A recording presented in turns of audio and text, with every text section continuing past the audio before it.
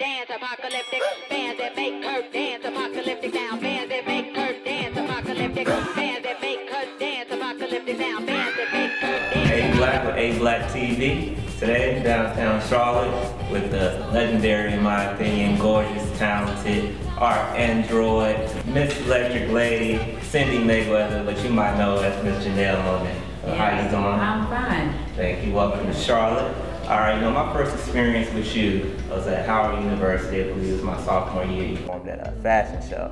Okay. And you were a new artist at the time, and it would just amaze me the way you kind of just captivated everybody. Everybody was just talking about you. So I want to know, what do you feel like is one of your keys to captivating the crowd or a new audience? Well, I remember that experience at Howard. It was actually one of the first times I left Atlanta to perform anywhere. So I was really excited to be there and just to, just to be outside of Atlanta performing.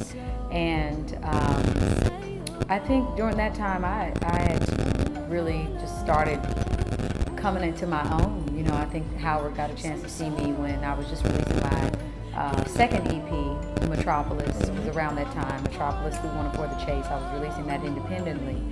And they got a chance to just see where I was during that time, and I think as the years have grown, I've tried to make sure that I was remaining very impromptu, fearless. I don't choreograph, pretty much of what it is that I do. I try to have a great time and just create before everybody's eyes, before their eyes, and give them something that they may not have seen before, an experience that they'll never forget. Definitely woke us up, and we were all on it for like the next couple of months. That's all we played. Thank you, I appreciate that. So, from there to the new music, you got the Electric Lady dropping. Yes. And I've been hearing about some of the great features, all I'm fans of, Miguel, Solange. Yes. But it's one who's like my favorite artist of all time, and I hear it's one of your favorite artists.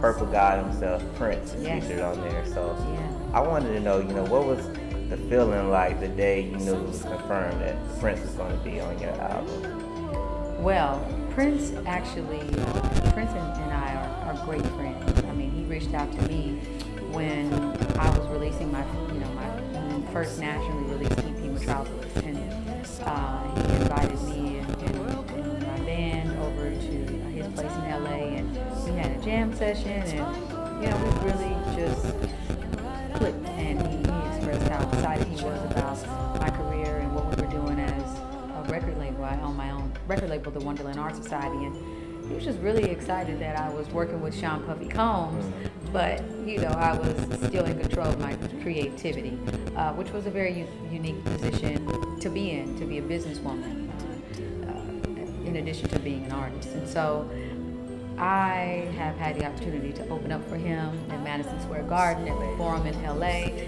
I mean, we've done a lot of great things together, and so just to be able to have him on the Electric Lady and him say, hey, whatever you need, I got you, and to be excited about being a part of this project, and I had the opportunity to produce him. Wow. So it's not, just a song that I had the opportunity to produce a musical icon, so I'm still humbled, I'm still shocked, because he doesn't appear on, Nowhere. people's albums, so it's a big deal, and I'm really That's honored. monumental right there. Thank you. And y'all are a great collaboration, two of my favorite artists. Thank you. And I know you have a background in dramatic arts and theater and things like that, and it kind of shows through your performances and a lot of voices and the characters you take on. My latest character is the news reporter from the Dance Apocalyptic video. Thank you. Do you see a future in feature film or acting, TV in the future? I always come from a cinematic approach when I'm writing an album. I write a lot, and I used to do screenwriting. When I was younger, I would write at the Coterie Theater and, write for certain actors. And so I think the arts, acting, music, being an artist, all those things are just forms of expression. And I think that it's, when it's time for me to express myself in that way, then I think, I will, and I'll give it my all, and it'll be great, it'll be fun. There's a certain mystique that I admire about you and artists like Prince that you guys don't really have a lot of your personal lives and things out there, but I still wonder about random things like what does Janelle Monae do when she takes the uniform off, and what do you eat? Do you have like a certain type of diet, or what are your favorite foods? That's funny. I eat a lot of love. I eat a lot of peace. I eat a lot of meditation. I eat a lot of laughter. I eat a lot of fun.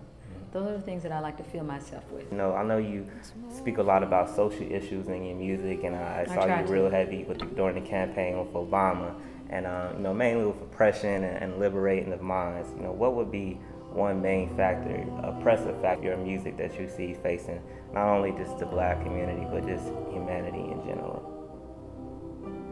I think that if we can have more compassion for one another, I think that we allow sometimes our religious beliefs, our sexual orientation, the color of our skin, our gender to get in the way of us actually loving each other and realizing that we're all human and we all came in this world, just the same, and we're all trying to figure it out, and we'll make some mistakes, but at the end of the day, showing compassion for one another and less judgment being placed, I think is so important, because I think the more acceptance that certain communities like the gay community have, whether it be the untouchables or the excommunicated or the immigrants or the Negroid, that I like to call a combination between the Negro and the Android, and women, when they feel loved, we start to work in ways that, magic starts to happen. The next generation comes into the world out of love, not out of hate, not out of marginalization, not out of discrimination, but out of love. And so I think that the more compassion we can have for one another and the more forgiving we can be for each other, and celebrate our differences and speak to each other in a peaceful, nonviolent way, as Dr. King would say, I really would want to see that world more. I want to see more of that. All right, so thanks a lot for an interview. This last question, just to close us out, would be, where would Janelle Monae be when she's 50 years old, or where would you like to be when you're 50? 50-year-old Janelle. That's not up to me to know. I actually don't want to know, because life is like, I was reading this quote that said, I don't remember the exact wording, but it says something like, life would be so boring if we knew everything, if we knew the end date, if we knew, we wouldn't have, anything interesting going on, like when it's time to laugh or love or cry, or all the things that that makes our lives, each of our lives unique, whether it's going through trials and tribulations or celebrations, all those things are so necessary, and they're such an important, it gives you perspective, the good and the bad, and knowing everything too fast is boring. It would be such a drag. Definitely, I definitely agree.